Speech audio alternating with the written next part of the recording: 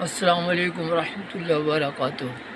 اسلامی تشخص کی بحالی کے لیے آخر العباد ڈاکٹر حمید نظامی آپ سے مخاطب ہے۔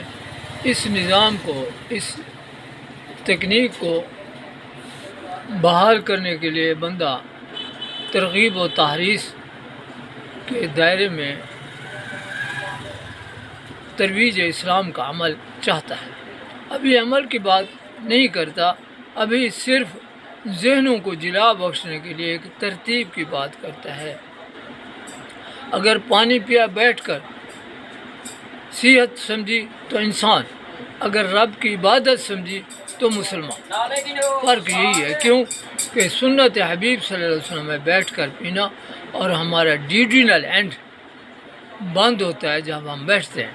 غبارے کا سوراخ کھلا ہو، نیچے ہو تو ہوا نہیں بھرتی۔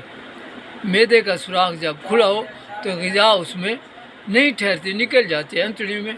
جو غذا انتڑی میں ڈائریکٹ گئی، اس سے معدے نے کیا تحلیل کا عمل کیا، اس سے کیا سپریٹ کیا، غذائیت اور فضلہ کیسے علیحدہ کیا، جب ٹھہرا ہی نہیں کچھ اس کے اندر۔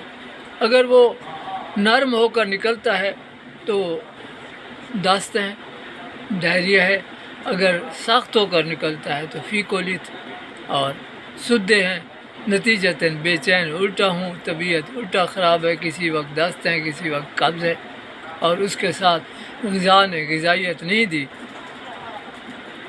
تو کیا ہوا کہ شوگر لیول بھی کبھی لو ہو جاتا ہے اور کبھی بلڈ پریشر بھی لو ہو جاتا ہے۔ آئیے اس تکنیک کو سامنے رکھتے ہوئے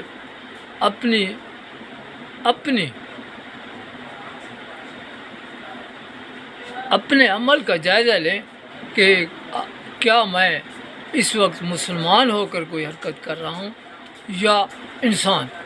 اگر مسلمان ہو کر حرکت کر رہا ہوں تو شکر کروں، اگر صرف انسان ہو کر حرکت کر رہا ہوں تو فکر کروں۔ کیوں کہ رب نے بھی حضرت نوح علیہ السلام سے فرمایا، نوح کنعان کو بیٹا نہ کہے کہ اس کے اعمال اچھے نہیں ہیں۔ کیوں؟ وہ کھاتا پیتا بدتمیزی سے تھا؟ نہیں، اس وقت یہ ہماری طرح یہ فیشن تصنع نہیں تھا، لیکن اس کے باوجود اس کے عمل صالح نہیں ہے کہ وہ اللہ اور رسول اس کا باپ تھا، کہنے کو باپ تھا، لیکن تھا رسول۔ آل رسول سمجھو وہ ہیں جو اس کی امت ہے۔ آل رسول، اہل بیت، وہ ہیں جو اس کے گھر والے ہیں۔ اب آل رسول کا مزہ لو، آل نبی کا مزہ لو کہ نجات ان کے پاس ہے، نجات ان کو ہے، امت ہے کسی بھی نبی کی، اور ہمیں تو جو ملا ہے ناز آپ صلی اللہ علیہ وسلم کے صدقے۔ ایک سنت کو زندہ کرنا، مٹی ہوئی سنت کو زندہ کرنا، عمل کرنا، 100 شہید کا ثواب۔ اور آپ صلی اللہ علیہ وسلم کے حکم حدیث مبارکہ کے مطابق کہ علم روشنی ہے اور جہالت مفلسی ہے، علم دولت ہے، اور غور و فکر یکسوئی عبادت ہے۔ اور یکسوئی کے ساتھ آپ صلی اللہ علیہ وسلم کی احادیث اور سنت پر عمل کریں، اور اس کی یکسوئی کے لیے ضروری ہے کہ آپ کا وجود اور روح، جسم اور جان، سوچ اور ایمان مطابقت رکھتے ہوں کہ آپ صلی اللہ علیہ وسلم کی احادیث اور سنت کا اتنا ادراک ہو کہ میں کسی کو بتاتے ہوئے دھڑلے سے کہوں کہ یہ واقعی حضور کریم صلی اللہ علیہ وسلم کی سنت ہے، کیونکہ یہ حقیقی اور ظاہری افادیت رکھتی ہے۔ اسلام میرے مفاد کے لیے ہے۔ اگر کسی چیز میں میرا مفاد ذاتی اور روحانی نہیں ہے تو یوں سمجھو کہ وہ اسلام نہیں ہے۔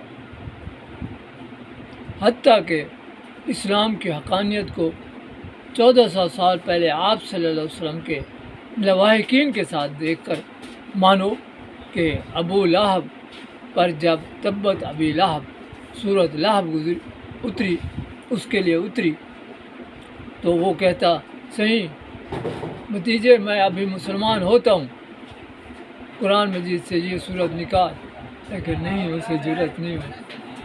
اسلام کی حقانیت کا کیا کیا ثبوت مانگو گے، کیسے کیسے مانگو گے، اس پر جب بھی تکنیکی انداز اختیار کرو گے تو ماننا پڑے گا، دل یقین رکھے گا۔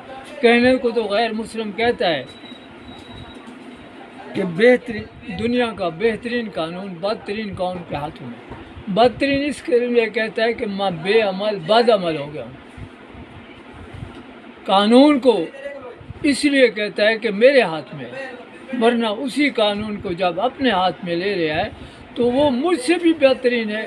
کیوں؟